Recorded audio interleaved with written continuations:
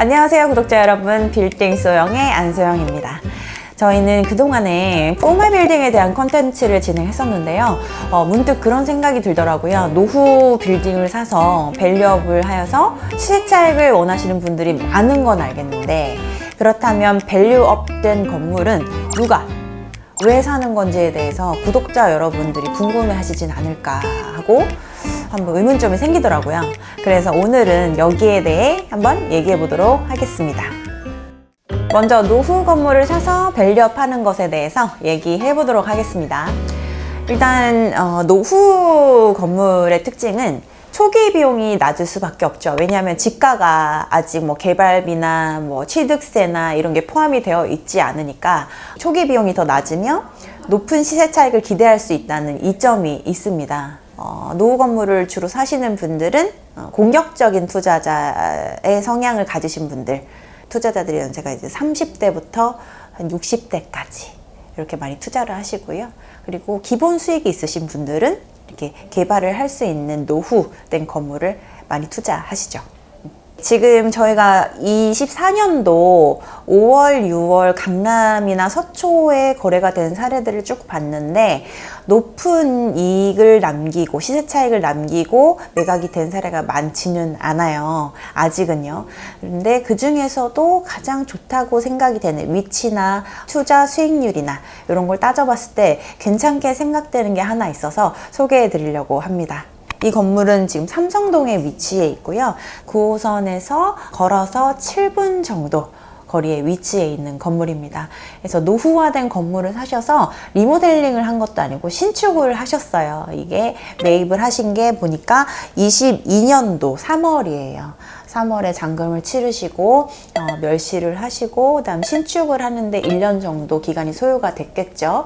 그러고 나서 보통 임대 공실 기간이 3개월에서 길면 5개월 정도 걸리는데 이분은 한 7개월 정도 걸렸다고 보시면 되세요. 20개월 정도의 이자를 내고 버티신 거죠. 그리고 최근에 이제 6월 달에 아주 좋은 가격에 매각이 됐습니다. 그래서 제가 요거를 자금표로 한번 만들어 봤어요. 한번 보여드리겠습니다. 보시면서 이제 설명을 드리면, 매매 금액이 70억에 22년도 3월에 매입을 하셨는데 그때 평당가가 1억이에요.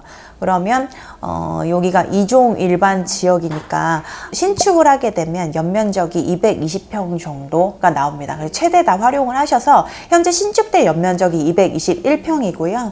공사비는 22년도에서도 평당 1억에서 1억 초반이었을 거예요. 그렇게 계산을 하게 되면은 한 24억 정도 나옵니다. 그래서 24억 정도 들여서 신축을 했을 때, 그리고 우리가 이자 비용 아까 제가 말씀드렸는데 1년 정도의 신축 기간 제한, 나머지 이자 기간 포함해서 총 20개월의 이자를 우리가 투자금 안에 포함을 시켜야겠죠.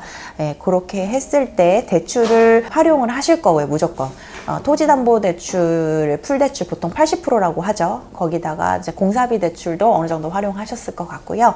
이렇게 하시면 중개수수료까지 포함해서 아마 투자금 30억 초반 정도 예상이 됩니다. 그렇게 해서 견디시다가 최근에 3억에 3천만 원 초반에 임대를 놓으셨던지 이렇게 해서 파신 것 같아요. 이렇게 3억에 3천만 원에 임대를 놓으셔도 사실 우리가 대출이 많기 때문에 이분 입장에서는 수익률이 안 나와요. 1%대로. 그러니까 이자가 커버가 안 되는 거죠.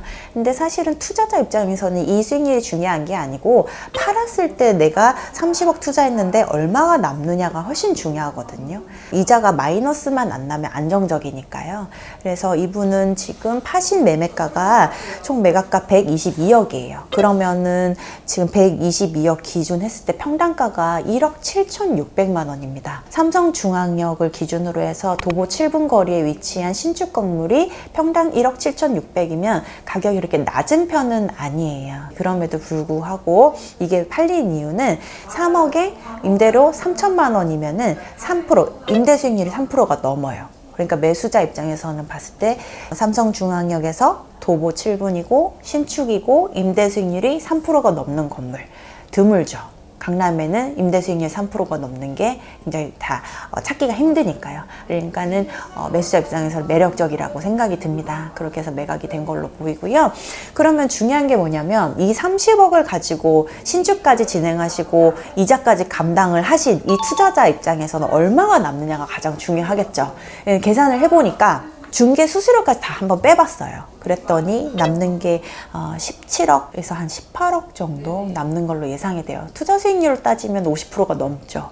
그러니까 지금은 1년 전만 해도 70% 이상의 수익률을 기대하셔도 됩니다라고 했는데 이제는 이렇게 금리가 높고 지가가 반영이 많이 되어져 있기 때문에 50% 수익률만 나와도 굉장히 잘한 투자라고 말씀드릴 수 있어요. 그래서 요거는 24년도 5월, 6월 중에 거래된 사례 중에 가장 투자 수익이 많이 남는 사례가 아닌가 생각해 봅니다. 물론 이 50%라는 건요, 아직 사실 법인세 22%를 빼기 전이에요.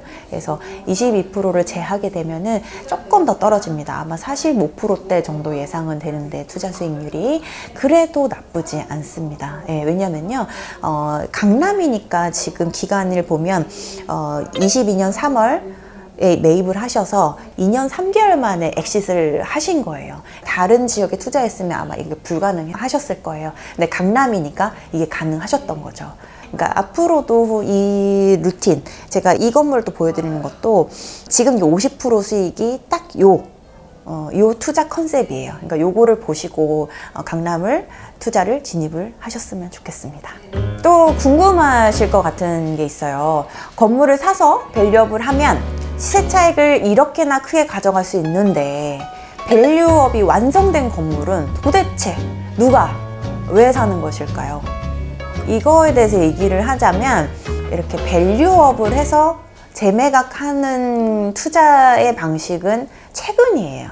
10년도 안 됐죠. 이 투자 방식이 유행을 한 거는. 원래는 건물을 사놓고 대대로 물려주거나 아니면은 뭐 10년 이상 들고 있다가 그냥 집가 상승 노려서 팔거나 이게 다였어요. 그렇게 이제 투자를 기본적으로 보셔야 되는 거는 저는 굉장히 동의합니다. 그러나 지금 이제 건물을 숫자로 보고 투자로 접근을 하니까 지금 그렇게 접근하시는 분들이 이런 질문을 많이 하세요. 나 같으면 밸류업 안 된 거 사서 밸류업해서 투자이익 남기고 빨리 엑시트해서 딴 거 더 좋은 거 사지. 왜 누가 이걸 사? 건물이라는 거는 투자 가치가 있긴 하지만 누군가한테는 자식에게 물려줄 수 있는 재산인 거예요. 투자로서 접근을 하다가 이제 연세가 드시고 꾸준히 들어올 수 있는 수입이 없어지는 시점이 되면 불안하실 거예요. 그러면은 건물을 통해서 임대 수익을 얻으시거나 아니면 내 자식이 뭐 하나 가졌으면 좋겠다라는 게 이젠 아파트가 아니고 건물로 옮겨졌거든요. 아파트는 어쨌든 투자 가치가 낮은 걸 아시니까. 그러니까 이제 그런 증여 목적도 있으신 거고 상속 목적도 있으신 거고 내 노후를 위한 목적도 있으신 거예요. 그래서 그런 분들이 주로 이제 밸류업된 건물을 사가시는데, 그래서 중요한 게 밸류업이 됐을 때 임대 수익률이 굉장히 중요하죠. 그러면 또 거꾸로 생각해 보면 뭐가 또 중요하냐? 임대가 잘 나가는 건물은 건축이 잘 돼야 됩니다. 그리고 또 거꾸로 생각해 볼까요? 건축이 잘 된다는 건 뭐냐? 구조가 잘 짜여져 있다는 것도 중요하고요. 두 번째로는 디자인이 굉장히 중요합니다. 디자인이라고 하는 건 예쁜 것도 중요하지만 제가 말하는 디자인은 건물마다 이젠 특징이 있어야 된다는 거예요. 예를 들어서 임차인들이 이제 현장을 와서 구경을 하고 하면 다시 돌아가서 본인들끼리 이제 얘기를 하겠죠. 그러면 기억에 남는 건물을 얘기를 할 때 그 건물 있잖아, 그거 이렇게 얘기했을 때 뭐 여기 홈이 만약에 파여져 있어요, 외관에. 그럼 외관에 그거 이렇게 생긴 거 하면 아 그거 하고 얘기가 통하는데 아무 특징이 없고 기억에도 남지도 않으면 거론도 되지도 않아요. 그러니까 이게 임대할 때도 그렇고 재매각 할 때도 그렇고 건물의 특징이 있고 외관이 수려하고 이러면 잘 된다는 거예요. 네, 그래서 건축이 이제는 매우 중요하다는 겁니다. 그리고 아시잖아요, 개발비가 얼마나 올랐는지. 그 개발비를 들이실 건데 건물을 대충 짓는다? 이거는 저는 아까워서 못할 것 같아요. 이제 이 두 가지 경우를 놓고 생각을 해볼게요. 피디님, 피디님은 어느 쪽이 좋으세요? 저는 공격적으로 시세 차익을 노리면 더 좋지 않을까요? 하지만 여기엔 치명적인 단점이 있습니다. 리스크가 너무 커요. 신경 쓸 게 또 너무 많고요. 그 리스크라고 하는 거는 이제 공사에 대한 리스크, 개발비가 너무 많이 올랐고, 그리고 우리가 개발을 하고 나서도 지금 통임대나 그냥 사무실 임대, F&B도 지금 상황이 경제적으로 좀 안 좋기 때문에 그런 리스크도 굉장히 크죠. 그러면 또 뭐랑 연관이 되냐? 공실이 되어져 있으면 사옥으로 쓰실 분들이 아니면 이거를 사가실 분들이 많지가 않아요. 반면에 밸류업된 건물을 산다면 이런 부분들의 골치가 아플 필요가 없죠. 밸류업이 된 건물을 산다면 일단은 이 수익률이 맞춰져 있는 건물을 사실 거예요. 그렇게 되면 이 수익률에 맞춰서 우리가 적정한 대출 비율을 받아서 대출을 내겠죠. 그러면 마이너스가 안 되는 만큼 현금을 투자를 하실 거고, 그 다음에 우리가 공사를 할 필요가 없으니까 그런 공사 비용에 대한 위험성도 없고, 그 다음 우리가 기다려야 되는 공실에 대한 리스크가 없으니까 그런 이자 비용도 없는 거죠. 그래서 이런 게 골치가 아플 필요가 없기 때문에 3, 4년 전에 그렇게 밸류업이 유행할 때처럼 무조건 밸류업을 하겠다, 평당가 낮은 것만 구해달라 이러시는 분들이 많이 줄었습니다. 구독자 여러분들은 어느 쪽을 선택을 하실 건가요? 댓글로 알려주시면 감사하겠습니다. 그렇다면 투자를 고민하시는 여러분들께 도움이 될 수 있는 팁을 몇 가지 말씀드리도록 하겠습니다. 먼저 첫 번째는 예산이에요. 매입하고 밸류업 비용, 그리고 거기에 들어가는 가장 중요한 에너지이죠. 그게 과연 내가 감당할 수 있는 수준이 어느 정도인지, 신축을 할 수 있는지, 신축을 하고 나서 만약에 임대가 안 나갔을 경우에 내가 버틸 수 있는 이자 비용이 있는지, 그런 시간 에너지가 있는지를 이제 생각을 해보셔야 되고요. 두 번째는 일정이죠. 투자식을 얼마 만에 엑싯을 해서 얻을 것인지. 그러면 엑싯이라고 하는 거는 강남권에 보통 뭐 2년 또는 3년, 강남 외권은 뭐 3년에서 5년, 뭐 수도권 외 지역은 뭐 10년 보통 이렇게 되는데, 그냥 내가 원하는 지역에 들어가서 투자 뭐 빨리 수익을 얻지 않아도 된다 이러시면 그냥 편안하게 4, 5% 나오는 수익률을 가지고 지방이나 수도권 외 지역에 가셔도 상관은 없는데, 만약에 빠른 엑싯, 황금성을 바라신다 그러면 강남 지역이나 강남 지역과 가까운 지역, 그러니까 수도권 지역을 포인트로 하셔야겠죠. 그리고 세 번째 팁입니다. 시장 조사. 가장 중요한데요. 요즘은 시장이 좀 불안정해요. 제가 봐도 좀 왔다 갔다 많이 하거든요. 그래서 매주 좋은 컨텐츠를 빌딩 소형에서는 업데이트를 해드리니까 시장 상황의 변화를 즉각 말씀드리겠습니다. 그래서 빠른 변화를 빨리 습득하고 싶으시면 저희 채널을 구독하시고 같이 공부하시면 좋겠습니다. 그리고 네 번째, 저도 전문가이지만 전문가와의 상담을 자주 하시고 전문가의 브리핑을 자주 여러 군데 들어보시는 걸 추천드려요. 그래서 다른 업체들과도 많은 교류하셨으면 좋겠습니다. 그런 이후에 공부가 됐다 하시면 이제 정말 최종적인 결정을 내리시면 되겠습니다. 네, 결론은요. 밸류업된 빌딩을 사는 것과 노후된 꼬마 빌딩을 사서 밸류업을 하는 것에는 각각 장단점과 과제들이 많습니다. 그래서 알려드린 사항들을 체크를 해보시고요. 나에게 어떤 투자가 맞는지 고민할 수 있는 시간을 가져보시면 좋겠습니다.